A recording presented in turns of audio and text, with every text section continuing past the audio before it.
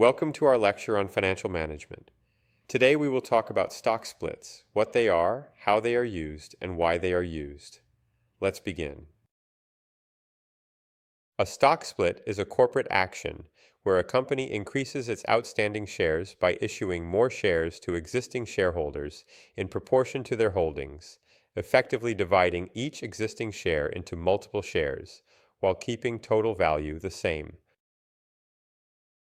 This process proportionally changes the number of shares outstanding and the price per share, but the total market capitalization of the firm remains completely unchanged.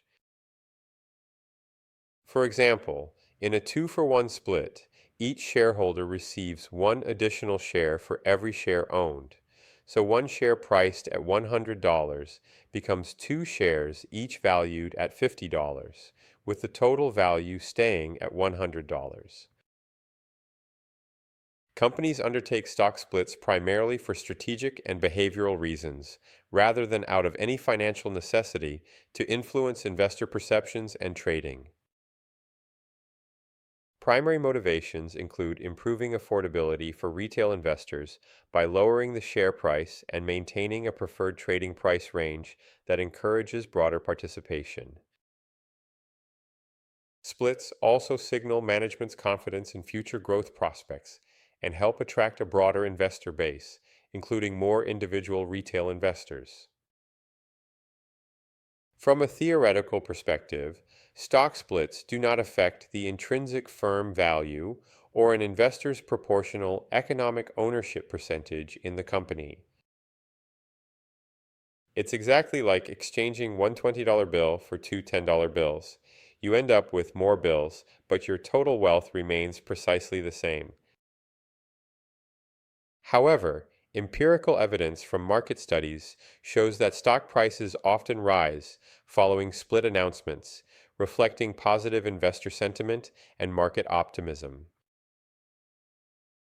This can be due to positive signaling from management, increased demand from retail investors who can now afford more shares, and improved market liquidity for trading. A reverse stock split is the opposite corporate action, reducing the number of outstanding shares and proportionally increasing the share price to consolidate ownership. For instance, a 1-for-10 reverse split turns 10 million shares, priced at $1 each, into 1 million shares at $10 each, preserving total value. Companies may enact reverse splits to avoid delisting from exchanges due to minimum price rules, attract institutional investors who shun low-price stocks, though they are often viewed negatively by the market. From an accounting perspective, stock splits do not affect total shareholders' equity, retained earnings, or the overall balance of total assets and liabilities. However, accounting values are adjusted on a per-share basis, including par value, earnings per share, and historical share prices, to maintain comparability across periods. For example, if EPS was $6 before a 3-for-1 split, it becomes $2 after the split to reflect the tripling of shares outstanding. Stock splits also affect dividends on a per-share basis, for example, having the per-share dividend in a 2-for-1 split, but the total dividends paid remain unchanged. Many well-known companies have executed stock splits, including prominent tech firms like Apple, Tesla, and Amazon, to enhance share accessibility. Apple had a 4-for-1 split in 2020, Tesla a 5-for-1 in 2020, and 3-for-1 in 2022, and Amazon a 20-for-1 in 2022, as documented in market history. These splits lowered prices from over $2,000 to near $100 per share, making them more accessible to retail investors without changing the company's total value.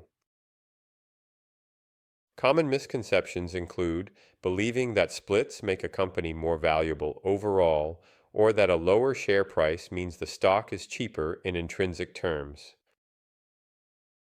Splits do not increase earnings, change ownership percentages, or alter total market capitalization. They simply scale shares and prices proportionally.